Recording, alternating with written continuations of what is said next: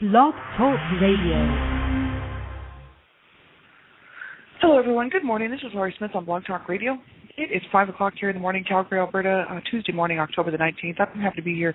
This is One Child Abuse Survivor to Another. We're on for 30 minutes. It's a live internet streaming radio broadcast from blogtalkradio.com. And chat room is open if anybody's awake and wants to sit in there. And I want to talk about anger resources, www.angerresources.com. And it's a great website, and we're going to continue looking at this. I found there's just so many great articles on there. Everything to do with anger management. How do we know if our anger is really, out of control, and how do we fix that? There's all kinds of stuff on there about road rage, abuse and domestic violence, and all kinds of stuff. And it's from Dave Decker and Michael Obseth. And it's a great website. We've been looking at this for a few weeks now, but I think this really, this information is very helpful for me because, I haven't done a whole lot of looking at anger management. And growing up abused, I have a lot of anger issues related to the abuse that I suffered as a child and just the whole abusive environment that I grew up in. And then later on as an adult, trying to work through my survivor, my healing journey, realizing that I still have a lot of anger, and how do I manage it? How do I cope? And how do I learn how, some stuff on conflict resolution and just everything like that. So this website's very helpful for me. So I hope it's great, and I hope that everybody else will take a look at it, and hopefully it's helpful for you too, right? So that's what we're going to continue looking at this morning. And, yes, I'm not a counselor. I'm not a therapist. I don't have any certificates in those areas. I'm a private citizen, paid to do my own blog talk shows. And just mainly I want to be one more voice out here, really, talking about this stuff. And so, you have to listen at your own discretion. The topics of abuse are very sensitive, and, you have to know what's safe for you to listen to, what's good for you to listen to. And so abuse can kind of, if survivors can be triggered by these types of shows. So if you're a survivor and you haven't come that far in your healing journey, you want to be careful listening to stuff like anything like this. Because you don't want it to trigger you, and then you have a miserable day, and if you don't have anybody around to talk to, you could just it could trigger you, and you could you don't want to hurt yourself, and you don't want to hurt anybody else, right? So if you're not in a safe enough place to listen, don't listen. Just turn the show off. You can always come back another time, and catch the archives when you're feeling stronger. If you're a young person under the age of 18, I just really ask that you have someone listen to the show with you. An adult who's older, who can help you make the decision on whether you should be listening or not. There's a lot of adult content on my shows, and as much as it's all about stopping child abuse and preventing child abuse and survivor issues, it's really, the topic can be scary. The topics of abuse are scary, and if you haven't heard a whole lot about it, it could be uncomfortable, and then you might not know where to get the answers if you have questions, wondering what I'm talking about, because no one's talking about abuse mainstream. That's the only thing that we hear is headlines. We see the headlines rolling in every day from these kids who are losing their lives, these children and babies losing their lives to the hands of their parents, caregivers, family members, or child sexual predators, or they're in the hospital because of the abuse, right? And then after that, we don't hear anything else. It's all hush-hush. And, the odd person like different talk shows sometimes will bring out the issues of abuse and stuff like that, but that's about all we ever hear of it mainstream, right?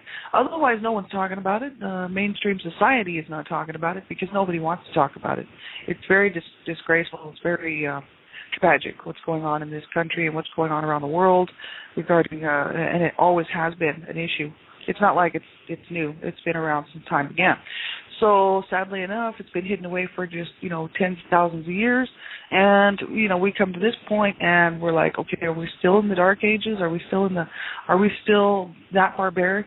Absolutely we are. And so that's the whole issue. I decided, well, I want to be one more voice out there to say, hey, you're not alone. And you certainly did not deserve the abuse. And as a survivor myself, just to say, keep moving forward, don't give up, never, ever give up.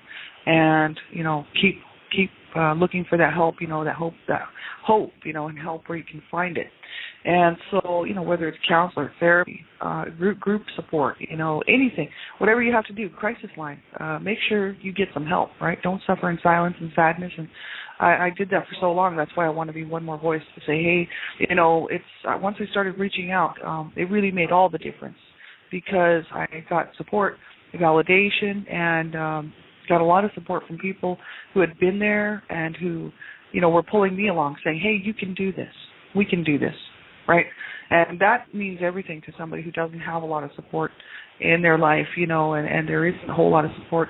My family is still very dysfunctional, so that's why, I don't even really expect them to be there for me, you know what I mean? As much as I would love it, I know that they're not on the healing journey with me, so they're in denial. So how can I expect them to want to heal from something that they don't think they need healing from, you know what I mean? And so I can't expect that of them, so I just, I'm just doing my own thing and we're moving on my healing journey, but it's a lonely road unless you reach out and get some help. And so that's what, I just encourage people. I got involved in group support, not group therapy, but group support, online group support. And it was very helpful. I joined a couple of websites that were catering to adult survivors of child abuse, and I met a lot of awesome people on those websites, and they're all on their healing journey, see. So they're all pulling everybody along with them, saying, hey, we can do this. It's tough, but we can do this. And it's nice to have somebody to talk to when you really feel that you need to express something that happened and you don't have anybody to talk to, and, they're there and they know how hard it is. So you can generally find somebody around who can help you kind of get through it. So if you don't have a lot of support in your life, that's one way to do it. It was online group support, and I really found it very helpful. I also like it because you can go on anonymously if you want to. There were people on there that were on there anonymously, and for many reasons. The abusers were probably still living, and there was lots of reasons for it. So if you don't feel comfortable giving your name and stuff like that, you can go in anonymously and be part of that community, and no one even needs to know your real name. You know what I mean? And you can keep it very much, keep yourself safe, right, if that's the case. So it's really cool. And so whatever way that you think, you can get some help, whether it's a counselor, therapist, make sure you reach out, get some help. Or if it's just calling up crisis line and saying, hey, I need help, because they quite often can help, direct you in a certain direction that, you may have never thought of before. And just it's great to have a shoulder and an ear, somebody who's there listening, because quite often, when we're alone, we don't have anybody to do that for us. And it's just so important that you don't suffer in silence by yourself. That's horrible. And so we'll get right into this article. It's angerresources.com, www.angerresources.com. And the next portion I want to look at is an article from Dave Decker, MA. It says, is your anger a problem for you or others? And then he explains all this stuff here, and I just want to read it. I'm reading right from the page, and you can go there and actually check it out. And the name of the title of the article is your anger a problem for you or others? That's the name of the title of the actual article. So I wanted to look at this morning. So sometimes it feels like anger is everywhere. Take a moment to imagine some scenarios you may have seen or experienced in your own life.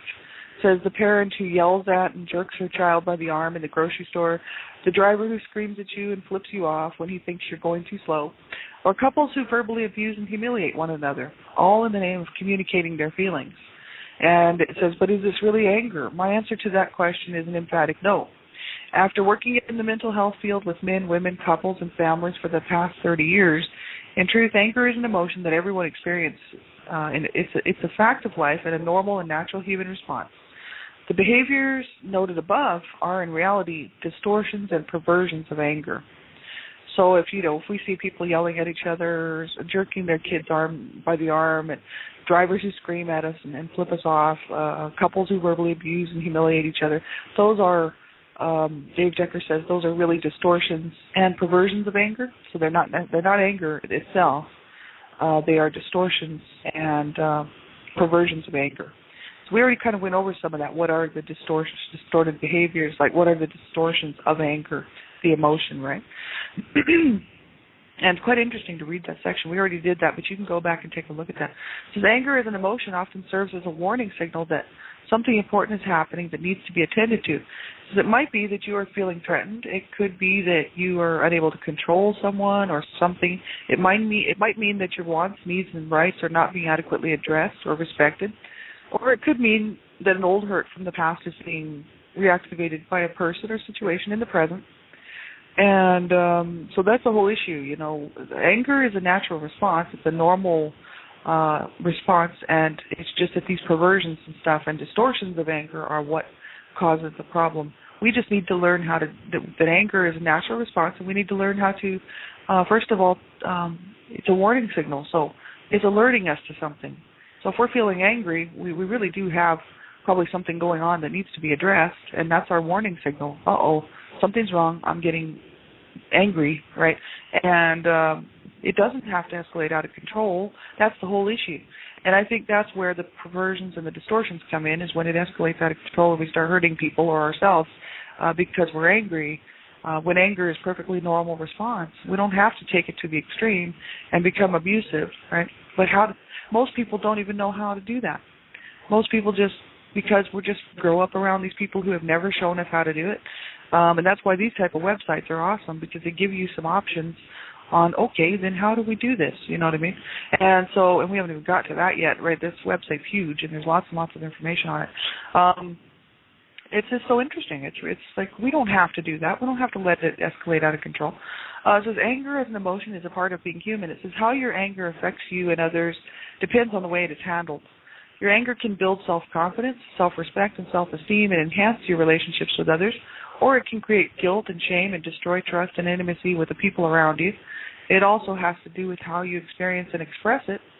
When expressions of anger become shaming, punishing, abrasive, vengeful, and abusive, or when you don't express your anger at all, withdrawing and stuffing it, the distortions of anger begins to take a toll on your emotional, spiritual, physical well-being and on your relationships with others.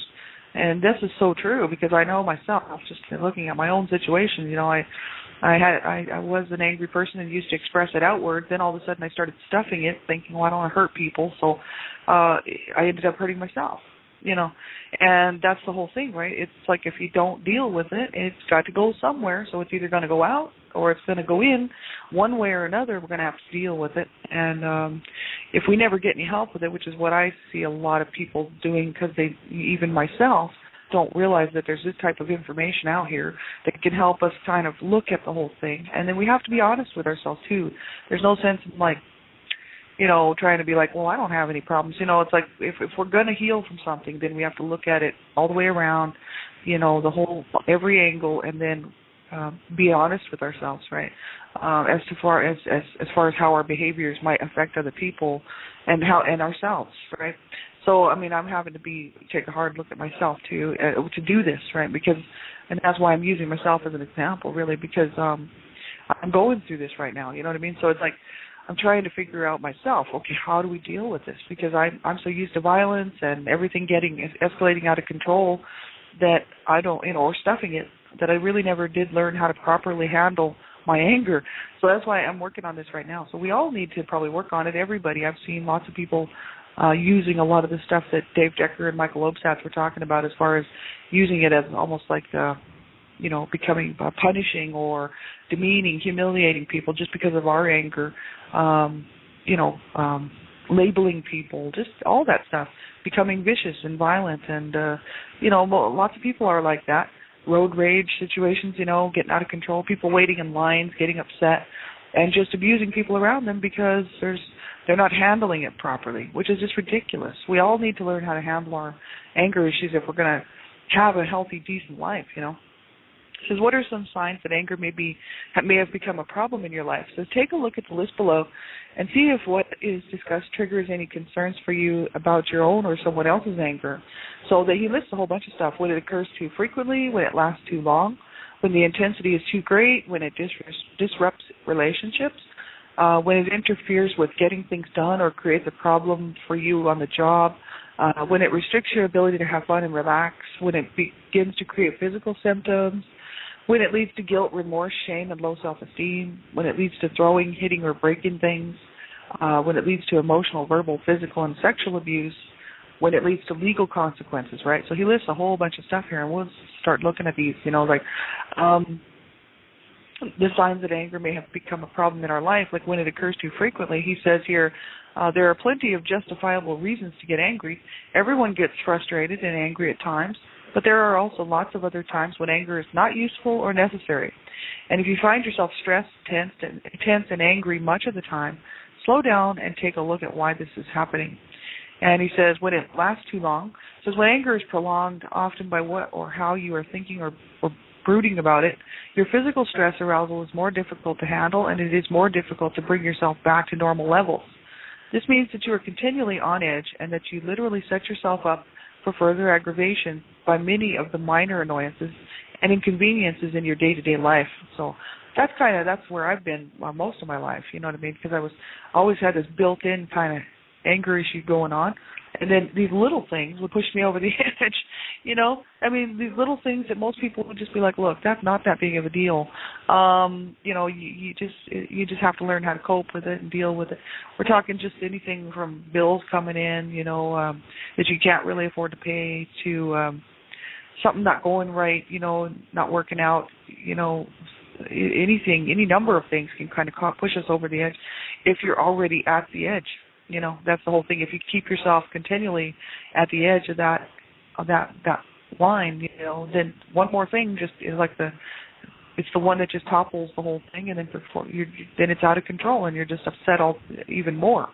And so I kind of relate to this. Like, this is kind of how I spent most of my life, and I'm working on. I actually have learned how to relax a lot, and it's because I've been on my healing journey now for almost 4 years. And really the last year and a half, I'd say I made most of the progress, but I was doing pretty good before that for the last 4 years, almost 4 years now. So it's been very, very good, you know, but it has taken time. And, you know, I'm starting to really start to relax and working on that whole issue of not allowing myself to get on that, you know, like I used to be, being angry and just upset all the time. So I have been working on that, trying to relax and just, you know, allow myself to breathe and, you know, calm down. It's some things that are worth getting upset about, some things are not. And the ones that are not worth getting upset about, I've just let go and let them slide on by, because it's like, hey, that doesn't even matter. Let's concentrate on the stuff that does matter. And it gives me some control in my life, because it's like, okay, I can control that, you know what I mean? I don't have to be letting every little single thing get me all aggravated and upset. You know, I can choose what's important and work on the important stuff. The other stuff that is not important, who cares? Let's stop worrying about it. So that's the thing. It's really a choice we make, right? It says when the intensity is too great, small or moderate amounts of anger can be helpful to energize you or motivate you to act in a productive way. But high degrees of anger cloud your thinking, decrease the potential for effective problem solving and conflict resolution, and create unnecessary wear and tear on your physical self. So it's, you know, like intense anger. And I mean, I know all about that, because I mean, my parents were always in a state of intense anger. And like, so it did affect their physical selves, because they were always, it wore them down, you know, because they were always in a state of intense craziness, intense, aggravated anger, I would call it hatred and misery. And even when they were depressed and they weren't necessarily lashing out, and they were just depressed because they both had depression problems, and then the heaviness and the weight, you know, so hard on their physical selves, right? And especially my mom, because she was already, her physical health was already compromised. Just made it that much worse. It says, when it disrupts relationships, intense and explosive anger is often misused as a way to resolve conflicts. Some people believe that if you just yell loud enough, I will be able to make my point, change others' minds, and get my way.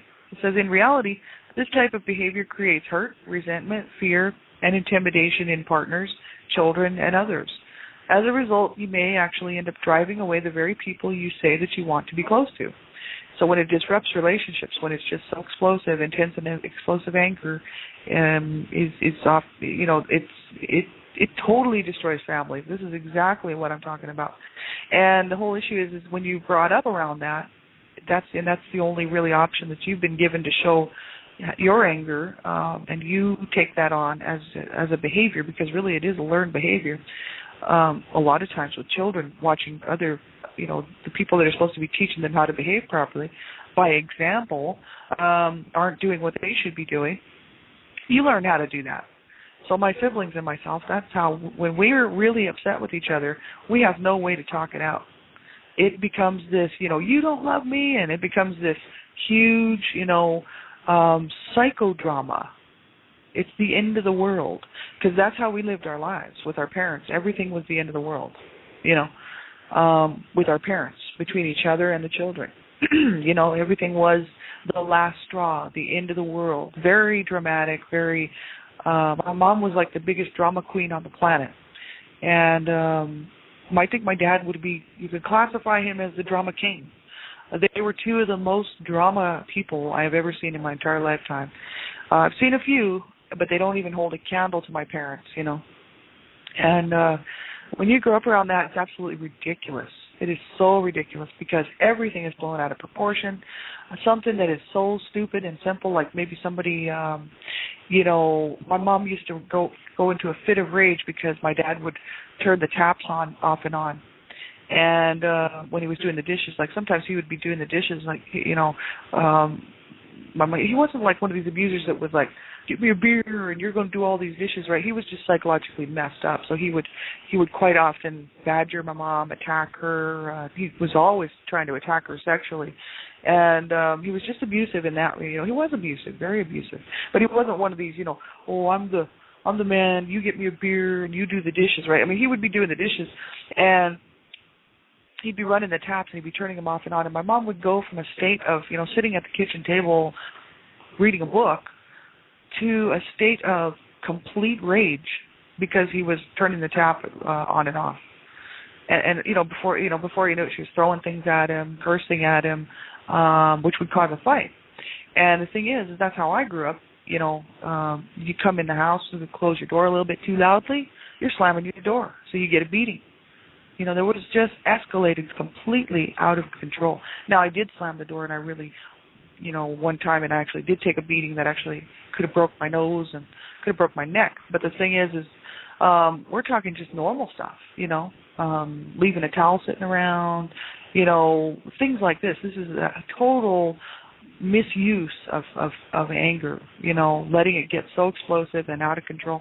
And so my parents were prime examples of this, and this is how I grew up. So I was kind of like this too, until I realized that my behavior was, actually I didn't realize that I was told by my partner who I'm with right now, my boyfriend, that we've been together for about 15 years now, but the first year that we were together, I was doing all these behaviors, and he actually pointed out to me what I was doing. And he's like, look what you're doing. You're doing this, you're doing this. And he says, I don't want to live like that, because he wasn't used to that. He wasn't treated like that as a child. And, he was just like, what do you, you're abusive, And I had no idea that I was even doing these things until he pointed it out. And really all it was my mom's behavior. I just was I had picked up my mom's behavior and was using it against him.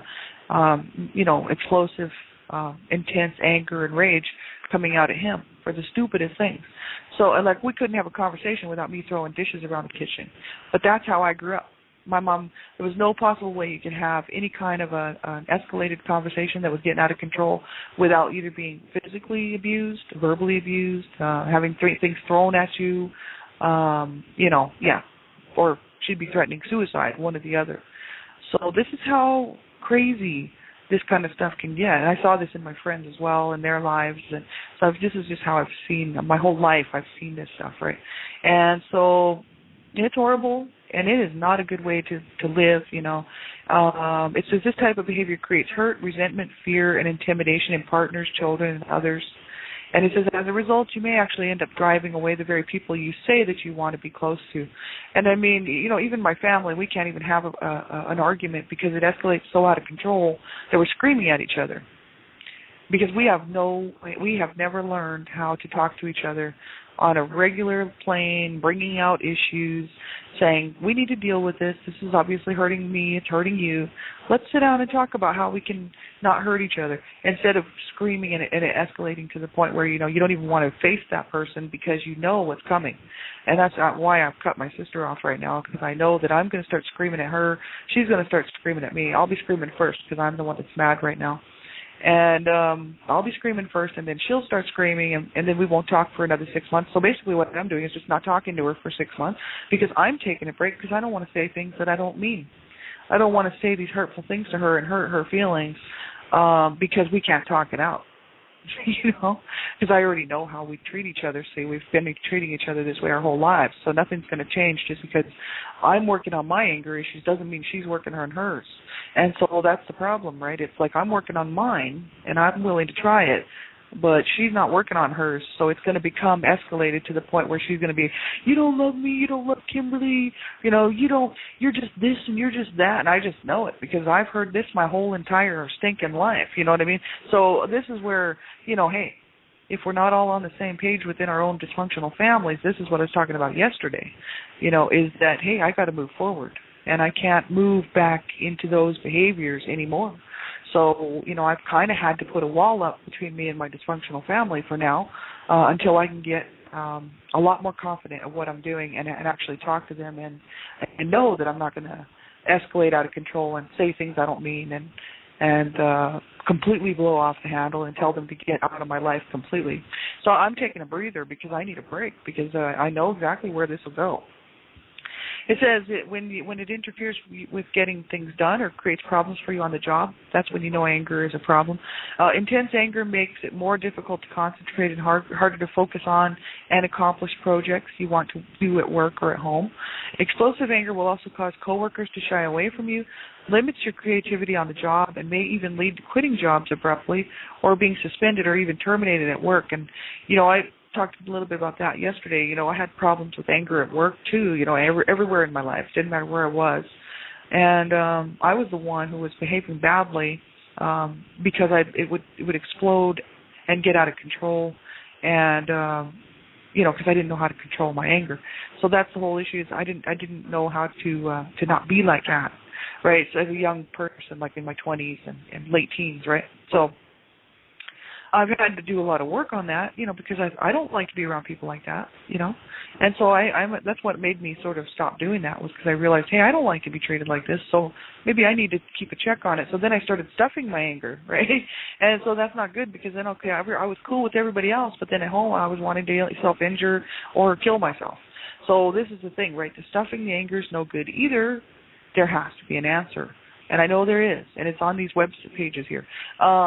This is the whole issue. We don't have to allow this stuff to cause problems for us in our personal lives, in our work lives, in our relationships with our neighbors, and even if they're not on the same page, we can keep check on our own behavior and then kind of demand that they do. And that's what I do now. Right, because I have changed a lot over the last few years, and I decided, hey, I don't want to take abuse from people, but then again, I can't be abusive either, so I keep a check on my behavior, and when somebody starts being abusive to me, I just tell them, hey, that's not right. You don't treat me like that. I'm not treating you like that. Let's have some respect, and let's show some respect, right? So this is the thing. And it says here, when it restricts your ability to have fun and relax, that's another sign that anger is a problem. Intense anger takes you out of the moment and often directs your focus to resentments or difficulties from the past or into the future. As a result, you can end up losing spontaneity, playfulness, joy, and the ability to slow down and smell the roses in your daily living. Yeah, because it just affects your whole being, when you're just upset all the time and it just, not able to cope with things and just being resentful. And that's where I was at my whole life, you know what I mean? And of course, I could always still have fun. I used to take trips to do things. Still enjoy life, but the thing is in the background, there was always this stuff that I had never dealt with and never taken care of. And so that's what was destroying me because I knew that it was such a huge problem. I could never get over it. It's because I hadn't faced it. I hadn't taken a good look at it and learned how to do it. So we'll finish this up tomorrow, but you can go here, www.angerresources.com /anger-as-problem.html. That's the webpage that we've been reading from. And tomorrow we'll look at when it begins to create physical symptoms, when it leads to guilt, remorse, shame, and low self-esteem, when it leads to throwing, hitting, or breaking things, and just on and on. So we'll finish this up tomorrow.